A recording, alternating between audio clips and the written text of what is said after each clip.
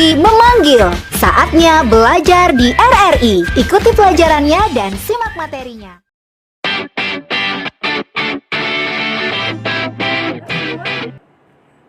Semoga selalu menjaga kesehatan, social distancing, tetap patuh pada anjuran untuk berdiam di rumah. Kenapa harus social distancing dan tetap di rumah anak-anak? Karena melalui cara ini ya, suatu cara untuk bertahan dan upaya untuk menghindarkan diri terinfeksi virus, sekaligus juga untuk menutup pintu masuk virus itu sendiri atau untuk memutus mata rantai penyebaran virus. Ibu harapkan juga ya anak-anak selalu semangat belajar, rajin membantu pekerjaan orang tua di rumah, dan yang paling penting adalah berdoa untuk keselamatan dan keberkahan. Selalu optimis dan yakin bahwa bersama melawan corona kita pasti bisa. Dan semoga Indonesia terbebas dari wabah ini. Sembari juga kita mendoakan para pahlawan kemanusiaan ya, tenaga medis sebagai benteng terakhir perang melawan corona, semoga selalu kuat, sehat, selamat dalam menjalankan tugas mulianya. Amin ya rabbal alamin. Pada kesempatan ini, saya juga ingin mengucapkan selamat Hari Kartini kepada Kartini-Kartini muda Indonesia ya. Semoga semangat berkiprah memberikan yang terbaik untuk negara ini, dan semangat itu harus ada di dalam diri Kartini Indonesia, wanita hebat Indonesia. Baik anak-anak, sudah siap belajar bahasa Indonesia? Ya, sudah siap belajar ditemani RRI dan tentunya sudah stay tune di saluran RRI Pro 2 Bengkulu. Selama 1 jam ke depan, anak semua akan belajar bersama ibu ya. Tadi sudah diperkenalkan di awal, yaitu Ibu Noviasari, guru bahasa Indonesia SMP Negeri 1 Kota Bengkulu, dan dipandu oleh pewarta yang cantik jelita, yaitu Kakak Antonia Sinaga. Oke. Kita mulai ya anak-anak, silakan siapkan buku ya, buku catatan dan alat tulis untuk mencatat hal-hal terkait materi nantinya. Pagi ini kita akan memperdalam mengenai ide pokok paragraf. Baik siswa kelas 7, 8 maupun kelas 9 dapat menyimak materi ini karena pembelajaran bahasa Indonesia berbasis teks atau bacaan dan ide pokok menjadi inti bahasan yang dibaca. Selain itu, ide pokok ini juga sering muncul di dalam soal-soal ujian ya, dan menjadi menu wajib mulai dari tingkat SD, SMP, SMA hingga perguruan tinggi. Nah, kemampuan menaklukkan ide pokok ini berada pada level aplikasi. Dengan kompetensi yang harus anak-anak kuasai adalah pemahaman konsep dan penerapannya. Baik, ya. Berbicara mengenai ide pokok paragraf, ya, ide pokok ini diistilahkan juga dengan gagasan pokok, gagasan inti, gagasan utama, pokok pikiran, dan pikiran utama. Istilah katanya bervariasi dan sebutan berbeda-beda, tetapi maknanya tetap sama. Nah, apa yang dimaksud dengan ide pokok paragraf? Mari kita lirik kembali KBBI atau Kamus Besar Bahasa Indonesia. Ya, dinyatakan bahwa ide itu merupakan rancangan gagasan yang tersusun di dalam pikiran. Sedangkan pokok berarti inti. Nah, paragraf sekumpulan kalimat yang saling berkaitan membahas atau membicarakan satu topik tertentu. Jadi, ide pokok paragraf adalah gagasan inti atau pikiran utama suatu paragraf. Ya, dengan kata lain, mengandung masalah utama yang dibahas dalam suatu paragraf. Bagaimana menentukan ide pokok paragraf? Ya, cara sederhana adalah dengan mengajukan pertanyaan. Paragraf tersebut membahas mengenai apa? Atau apa yang dibahas paragraf tersebut? Ya. Kemudian dapat juga dilakukan dengan mengambil langsung dari kalimat utamanya. Hal ini lantaran pokok persoalan atau apa yang dibahas di dalam paragraf terkandung di dalam kalimat utama. Jadi, untuk menentukan ide pokok paragraf, temukan terlebih dahulu kalimat utamanya. Apabila keliru dalam menemukan kalimat utama, akan keliru pula dalam menentukan ide pokok paragraf. Nah, sekarang pertanyaannya anak-anak, ya, bagaimana menemukan kalimat utama dengan tepat? Ya, bagaimana menemukan kalimat utama dengan tepat? Mari kita gunakan ilustrasi buah manggis. Tapi kita tidak akan bermain tebak-tebak buah manggis, ya. Nah, anak-anak yang menyaksikan langsung dari laman FB dan Instagram Pro2 Bengkulu, ya, ini sama-sama dapat diperhatikan. Buah asli atau buah sebenarnya tidak dapat Ibu hadirkan karena sudah dicari di beberapa tempat dan memang sedang tidak musim sehingga tidak ketemu. Baik, sahabat RRI, anak semua, ya. Anak-anak tentu tahu ya, buah manggis ini merupakan salah satu buah Nusantara. Manfaatnya apa saja? Banyak sekali manfaatnya, ya. Selain dapat meningkatkan sistem kekebalan tubuh, kemudian kaya nutrisi dan memiliki antioksidan yang tinggi, buah ini dapat digunakan sebagai inspirasi untuk memudahkan konsep menemukan gagasan utama atau ide pokok. Ya, dalam artian buah manggis dapat digunakan sebagai alat bantu atau media untuk memudahkan menemukan gagasan utama paragraf yang sedang dicari. Nah, seperti apa keterkaitan antara buah manggis dengan ide pokok? Berikut penjelasannya. Ya, kalau kita amati bagian luar manggis, ya, bagian luar manggis persisnya di bagian bawah atau dasar ini dinamakan bilah. Oke, ini ya, ini yang dinamakan dengan bilah. Bilah ini biasanya menunjukkan jumlah isi atau ruas di dalamnya. Apabila terdapat 5 bilah, maka isi di dalamnya juga 5, ya. Kalau 6 akan menunjukkan jumlah isi di dalamnya juga 6 ruas dan seterusnya. Nah, keunikan bilah buah manggis ini anak-anak dapat dijadikan sebagai gambaran kalimat-kalimat yang membangun paragraf. Ya, Ibu ulangi, keunikan bilah buah manggis ini dapat digunakan sebagai gambaran kalimat-kalimat yang membangun paragraf.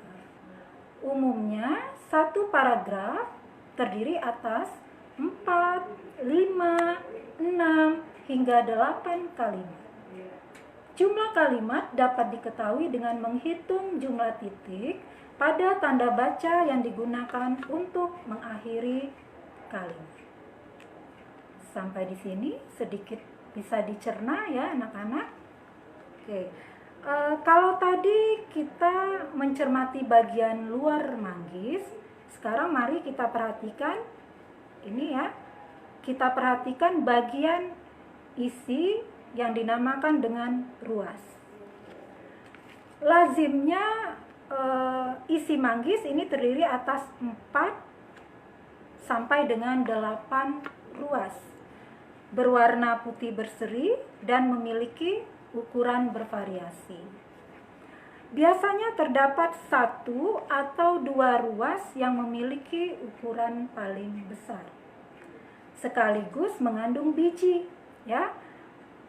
Ruas yang paling besar itu biasanya mengandung biji. Nah, biji inilah yang menjadi cikal bakal tumbuhnya pohon manggis.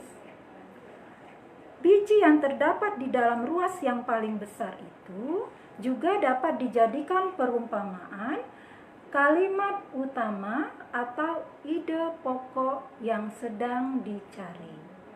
Ya, sekaligus juga sebagai cikal bakal pengembangan paragraf. Seperti apa keterkaitannya? Mari kita hubungkan dengan paragraf berikut. Silakan disimak ya anak-anak. Nanti ditentukan ada berapa jumlah kalimat dalam paragraf yang akan Ibu bacakan berdasarkan perhentian intonasi bacaan. Social distancing atau pembatasan sosial diterapkan melalui pembatasan kegiatan tertentu penduduk dalam suatu wilayah. Pembatasan sosial ini dilakukan oleh semua orang di wilayah terinfeksi penyakit. Selain itu, masyarakat diminta mengurangi interaksi sosial dengan tetap tinggal di dalam rumah. Social distancing juga diterapkan melalui pembatasan penggunaan transportasi publik. Ada berapa jumlah kalimat dalam paragraf tersebut anak-anak? Ya, jadi jumlah kalimat di dalam paragraf ada 4. Nah, di antara 4 kalimat tersebut, coba anak-anak tentukan satu kalimat yang paling penting. Ini sama halnya ketika kita memilih ruas atau isi manggis yang berukuran paling besar. Nah, ruas atau isi manggis yang berukuran besar itulah gagasan utama. Ya, jadi ruas atau isi manggis itulah gagasan utamanya. Kalau kita sudah menemukan kalimat utamanya, baru kita menentukan ide pokok paragraf. Tapi anak-anak yang perlu diperhatikan, ya, meskipun secara eksplisit atau secara tertulis ide pokok terdapat di dalam kalimat utama, namun ide pokok bisa sama atau berbeda dengan kalimat utamanya. Ya, bisa sama atau berbeda dengan kalimat utamanya. Akan tetapi dari segi struktur kalimat biasanya berbeda. Karena gagasan utama atau ide pokok merupakan inti dari kalimat utama. Ya, gagasan pokok ini merupakan inti dari kalimat utama yang dapat berupa frasa atau dapat juga berbentuk klausa. Nah, anak-anak masih ingat ya perbedaan antara frasa dengan klausa? Kalau frasa 2 kata atau lebih non-predikatif atau tidak ada yang menduduki fungsi sebagai predikat. Contoh, rumah bersih. Ya, rumah bersih ini menduduki fungsi sebagai subjek atau non-predikatif. Jadi frasa hanya memiliki satu unsur tetapi bukan predikat. Kemudian klausa, kelompok kata yang sekurang-kurangnya memiliki unsur subjek dan unsur predikat serta berpotensi menjadi kalimat. Contoh, rumah itu bersih. Rumah itu menduduki fungsi sebagai subjek dan bersih sebagai predikat. Klausa ini berpotensi menjadi kalimat karena informasi di dalamnya sudah lengkap. Ya, karena isi kalimat itu sudah memberikan informasi yang lengkap. Itu tadi sekilas mengenai frasa dan klausa. Sekarang mari kita kembali kepada paragraf yang tadi. Sudah ditentukan anak-anak dari 4 kalimat itu mana kalimat utama atau kalimat yang lebih pentingnya? Iya. Kalimat utama dalam paragraf tadi terletak pada kalimat pertama atau di awal paragraf. Ya, terdapat pada kalimat utama atau di awal paragraf berbunyi social distancing atau pembatasan sosial diterapkan melalui pembatasan kegiatan tertentu penduduk dalam suatu wilayah. Ini kalimat utamanya. Sekarang mari kita tentukan ide pokok paragrafnya. Tadi sudah Ibu jelaskan barusan, ya, ide pokok itu bisa sama atau berbeda dengan kalimat utama, tetapi struktur kalimatnya biasanya berbeda karena ide pokok merupakan inti kalimat utama dan bisa berupa, ya, ide pokok ini bisa berupa frasa atau klausa. Jadi ide pokok paragraf ini adalah pembatasan sosial, jadi ide pokok paragraf ini adalah penerapan social distancing atau penerapan pembatasan sosial. Sedangkan kalimat kedua, ketiga, dan keempat, ya, ini merupakan kalimat yang mendukung, ya, yang memberikan penjelasan bagaimana penerapan dari social distancing itu sendiri. Bisa dimengerti ya anak-anak. Jadi kalimat utama ini dikembangkan oleh kalimat-kalimat lain yang merupakan pendukungnya atau penjelasnya agar ide yang disampaikan di dalam paragraf semakin menjadi jelas. Demikian pemaparan Ibu tentang ilustrasi buah manggis, ya, untuk memudahkan konsep menemukan gagasan utama atau ide pokok paragraf. Ilustrasi ini diharapkan dapat menggiring pikiran kita, ya, dan membantu menyederhanakan, menyelesaikan soal-soal tentang ide pokok paragraf. Selanjutnya, mari kita beralih kepada materi berikut. Baik, dari paragraf tadi sudah kita ketahui bahwa kalimat utamanya berada di awal paragraf, ya, tetapi tidak melulu kalimat utama itu harus berada di awal paragraf. Bisa juga ide tulisan disampaikan di akhir serta awal dan akhir paragraf, ya. Bisa di akhir serta awal dan akhir paragraf. Nah, untuk itu, mari kita lanjut mengidentifikasi kalimat utama berdasarkan letak A, B, C, atau awal, belakang, dan campuran. Maksudnya, kalimat utama yang terletak di awal, kalimat utama yang terletak di belakang atau akhir paragraf, dan kalimat utama yang terletak di awal dan akhir paragraf atau campuran.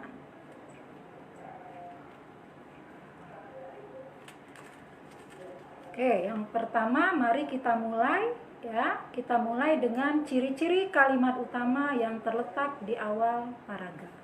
Apa saja ciri-cirinya, anak-anak? Ya. Ada 3 ciri-ciri kalimat utama yang terletak di awal paragraf. 1, ya, merupakan kalimat yang mengandung permasalahan yang potensial, ya, mengandung permasalahan yang potensial dikembangkan oleh kalimat pendukung. Ibu ulangi, ya. Ciri pertama adalah mengandung permasalahan yang potensial untuk dikembangkan lebih lanjut oleh kalimat pendukung. Ciri kedua, kalimat utama yang terletak di awal paragraf ini biasanya dapat berdiri sendiri atau dapat dibentuk tanpa konjungsi atau kata hubung, tanpa kata ganti dan tanpa rujukan kata. Ciri yang ketiga adalah dikembangkan secara umum khusus atau deduktif. Sebagai penjelas, silakan dicermati paragraf berikut. Badan Kesehatan Dunia atau WHO mendukung penggunaan masker untuk semua orang di tengah penyebaran pandemi COVID-19. Pernyataan ini muncul setelah penelitian ilmiah menunjukkan dampak positif pemakaian masker dalam mencegah penyebaran virus corona. Hal ini sudah diterapkan di negara yang terkena dampak, termasuk Indonesia, sudah resmi mewajibkan penggunaan masker bagi siapapun yang pergi keluar rumah. Ide pokok di dalam paragraf ini dinyatakan pada kalimat pertama. Ya, ide pokok dalam paragraf ini dinyatakan pada kalimat pertama, yaitu Badan Kesehatan Dunia atau WHO mendukung penggunaan masker. Sedangkan kalimat-kalimat yang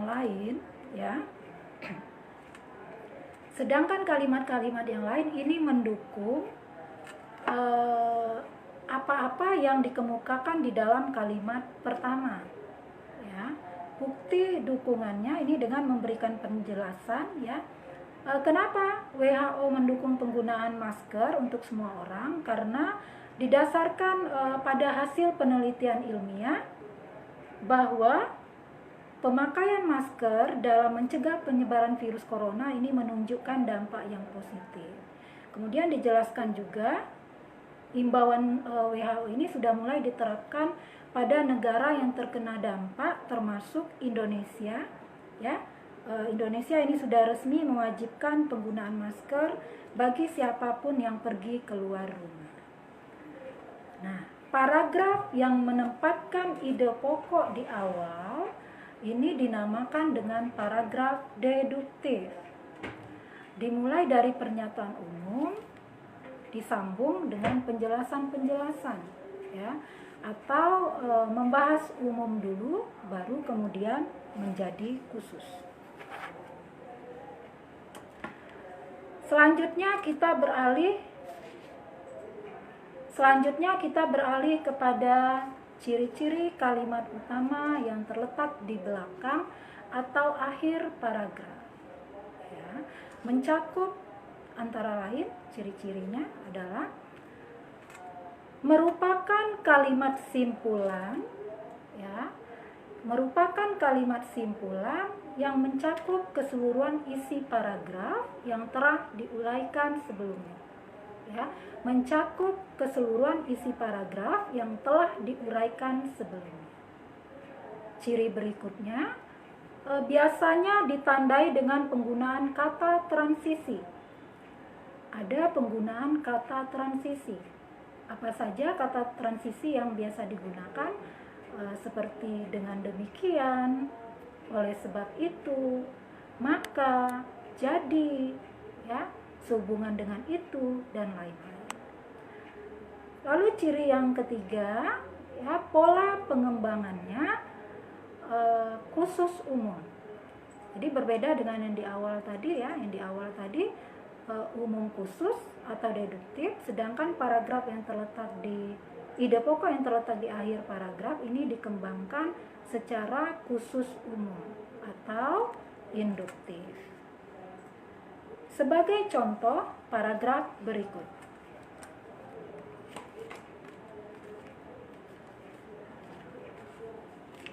Penderita COVID-19 akan mengalami gejala awal seperti demam, flu, batuk kering, sakit tenggorokan, dan sakit kepala. Setelah itu, gejala bisa memberat. Penderita akan mengalami demam tinggi, batuk berdahak, dan nyeri dada.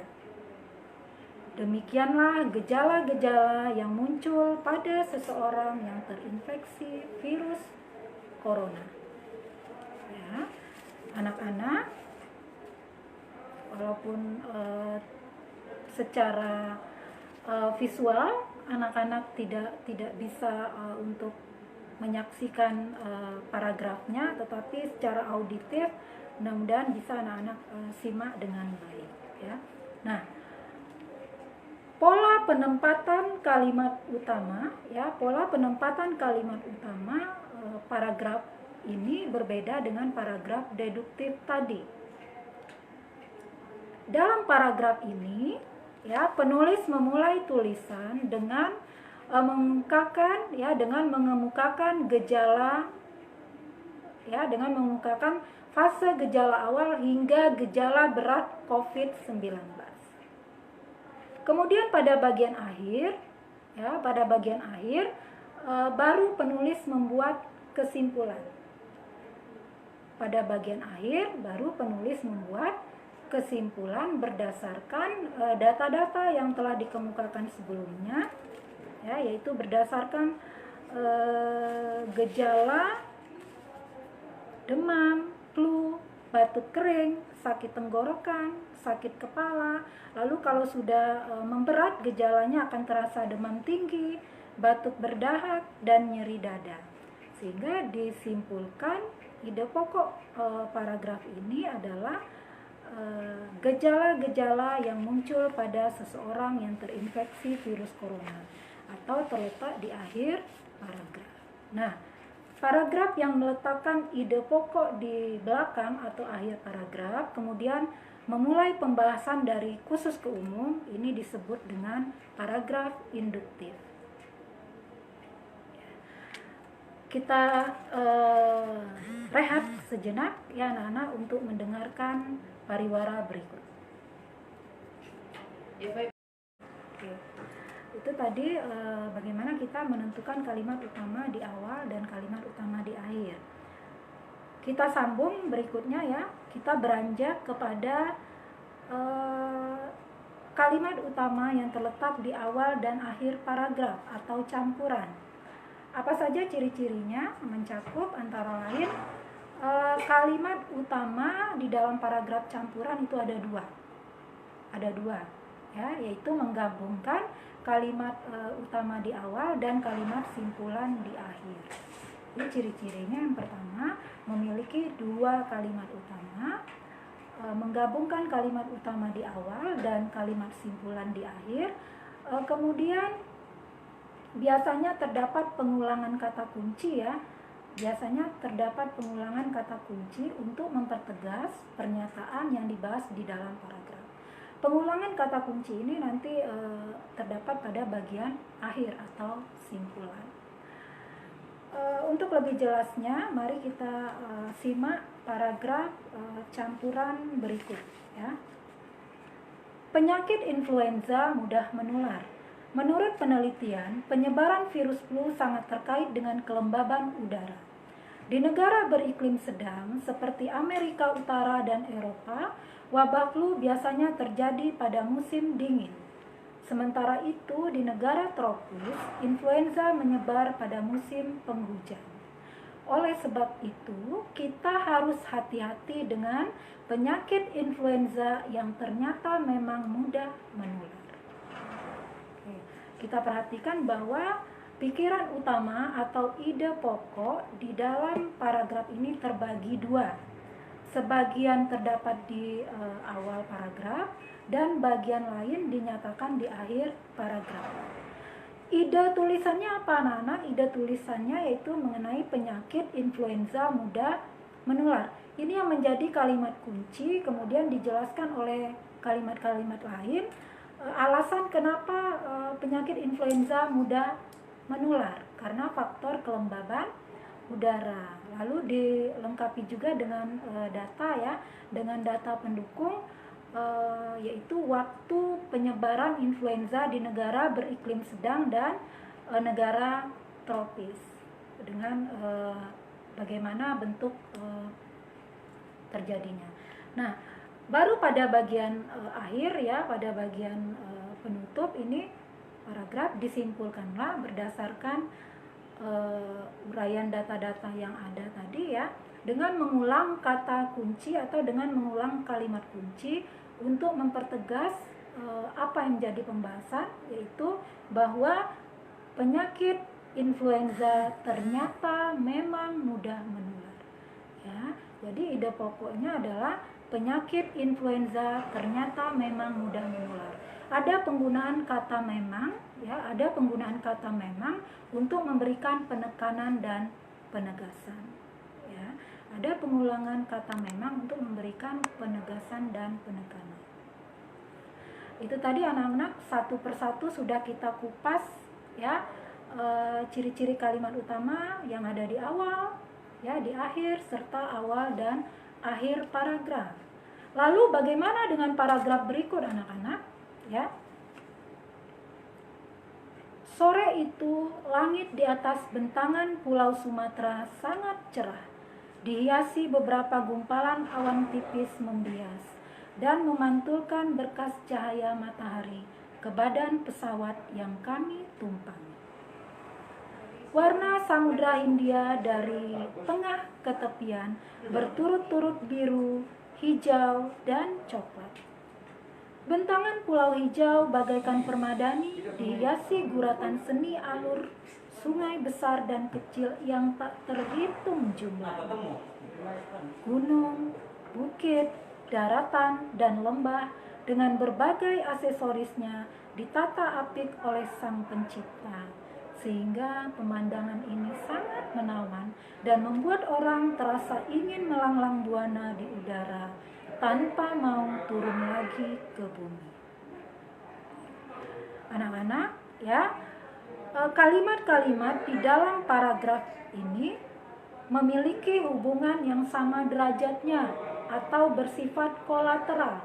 Apa itu kolateral? Kolateral adalah setara. Jadi kedudukan kalimat-kalimatnya setara. Tidak ada yang inti, tidak ada yang utama, ya, tidak ada kalimat master, dan tidak ada kalimat kuncinya. Jadi semua kalimat ini mendukung ide pokok yang tidak dinyatakan di dalam kalimat utama. Sehingga ya, ide pokoknya harus dicari dan dirumuskan sendiri. Jadi anak-anak, ya, paragraf ini tidak memiliki kalimat utama dan ide pokoknya menyebar ke seluruh paragraf. Kalau kita sisiri kembali, ya, paragraf ini bercerita tentang pengalaman seseorang ketika berada di dalam pesawat, ya, dari udara, itu menikmati suguhan alam, ya, Pulau Sumatera, ya, suguhan alam Pulau Sumatera yang membentang bagai permadani, ya, mulai dari warna samudranya yang berturut-turut biru, hijau, coklat, lalu dihiasi guratan seni alur sungai besar dan alur sungai kecil dengan gunung, bukit, daratan, dan lembah dengan berbagai aksesorisnya. Nah, pemandangan ini membuat orang terasa ingin melanglang buana di udara tanpa mau turun lagi ke bumi. Jadi, mari kita simpulkan, kita rumuskan ide pokoknya adalah menikmati keindahan alam dari atas permukaan bumi, ya, menikmati keindahan alam dari atas permukaan bumi. Atau ide pokoknya bisa juga menyaksikan suguhan alam, ya, menyaksikan suguhan alam dari atas udara atau dari dalam pesawat. Ide pokok di dalam paragraf ini anak-anak bersifat implisit, ya, berbeda dengan yang berada di awal, akhir, ya, dan campuran tadi. Itu ide pokoknya bersifat eksplisit atau tertulis, bisa kita temukan di dalam kalimat utama. Sedangkan dalam paragraf terakhir ini tadi bersifat implisit. Apa itu implisit? Tersirat atau tidak tertulis, atau tidak dinyatakan di dalam kalimat utama, ya, karena tidak memiliki kalimat utama. Nah, umumnya ini terdapat pada ide pokok implisit ini umumnya terdapat pada teks narasi atau teks cerita dan teks deskripsi atau teks yang melukiskan suatu objek, ya. Sehingga pada dua teks ini kalimatnya harus kita baca secara keseluruhan untuk merumuskan ide pokoknya. Itu tadi, ya, anak-anak, untuk identifikasi kalimat utama dalam paragraf.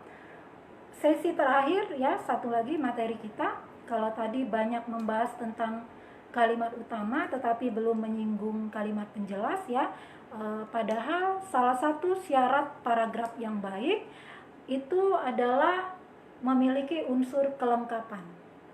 Paragraf yang lengkap ini adalah paragraf yang memiliki kalimat-kalimat penjelas, ya, untuk mendukung atau untuk menunjukkan ide pokok atau kalimat utamanya, ya.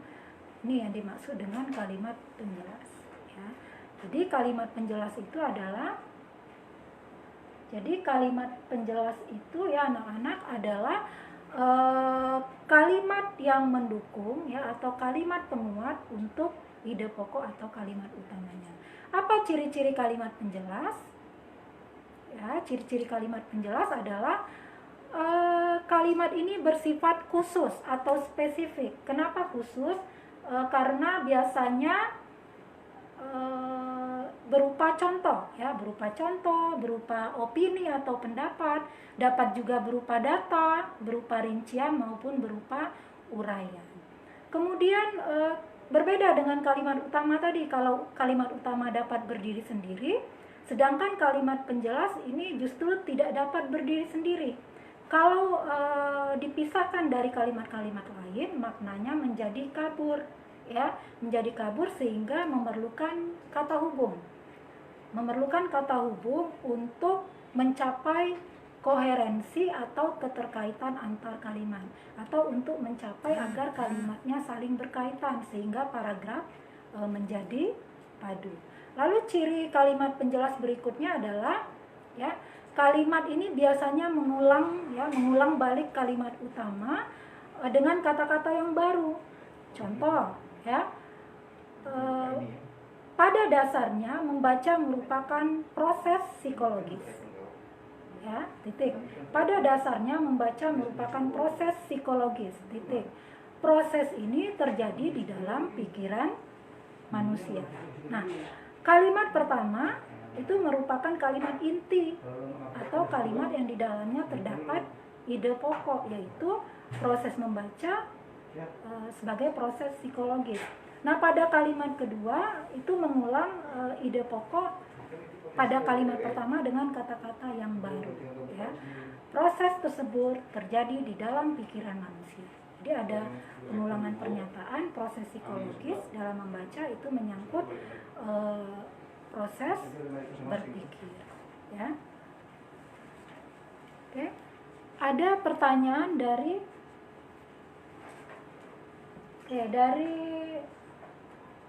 Tania. Halo Tania. Halo Tania, siswa kelas 81 SMP Negeri 1 Kota Bengkulu. Terima kasih sudah berpartisipasi ya untuk bertanya. Kalimat utama yang terletak di awal dikembangkan secara umum khusus, sedangkan di akhir itu dikembangkan secara khusus umum. Nah, apakah bisa dijelaskan lagi secara terperinci makna dari khusus umum dan khusus umum? Ya. Bagus ya pertanyaan Tania. Ya. Umum khusus, umum ya, ciri-ciri umum itu kalimat utama itu dia memuat pembahasan yang bersifat umum ya. Jadi kalimat utama memuat pembahasan yang masih bersifat umum ya. Jadi pokok persoalannya berbeda dengan kalimat khusus. Kalau kalimat khusus tadi bersifat spesifik atau khusus. Nah, kalau kalimat utama mengandung permasalahan pokok ya, kalimatnya masih umum, sehingga karena masih umum ya berada di awal tadi pikiran satu kalimat ini perlu didukung oleh kalimat-kalimat selanjutnya ya, perlu didukung oleh kalimat-kalimat selanjutnya. Karena apa? Paragraf yang baik itu adalah paragraf yang bisa mengembangkan satu kalimat menjadi paragraf ya. Jadi untuk mendukung kalimat yang umum tadi diperlukanlah rincian, diperlukanlah contoh ya, mungkin diperlukanlah uraian, diperlukanlah data. Nah, yang berupa rincian, data, uraian ini dinamakan dengan khusus ya, dengan kalimat khusus. Maka kalau yang ada di awal kalimat utamanya berarti dimulai dari yang umum-umum dulu ya, satu kalimat bersifat umum lalu menjadi khusus ya, lalu menjadi khusus. Sebaliknya khusus umum pun demikian ya, kalimat-kalimatnya yang spesifik dulu ya, ada uraian-uraian, ada fakta ya atau data, lalu di bagian akhir ini penulis kita bisa membuat kesimpulan. Oke. Demikian ya Tania, nanti kalau masih kurang jelas bisa WA Ibu. Oke. Alhamdulillah 1 jam kita sudah belajar bersama Radio Tanggap Bencana ya, RRI Bengkulu. Mudah-mudahan ilmu yang dipelajari hari ini bermanfaat, bisa menambah wawasan dan keterampilan anak-anak juga ya. Sebelum ibu undur diri, pesan khusus untuk anak-anak, manfaatkan waktu libur ya, waktu yang panjang dan senggang ini ya, selain dengan tetap fokus belajar, kemudian juga silakan salurkan hobi anak-anak, kegemaran misalnya yang suka menulis puisi ya, cerpen atau melukis, itu bisa manfaatkan waktu mungkin untuk menjadi kumpulan puisi nanti tulisannya, atau kumpulan cerpen. Lalu tetap beribadah ya anak-anak, istirahat dan bercengkrama dengan keluarga tercinta. Terima kasih. Assalamualaikum warahmatullahi wabarakatuh.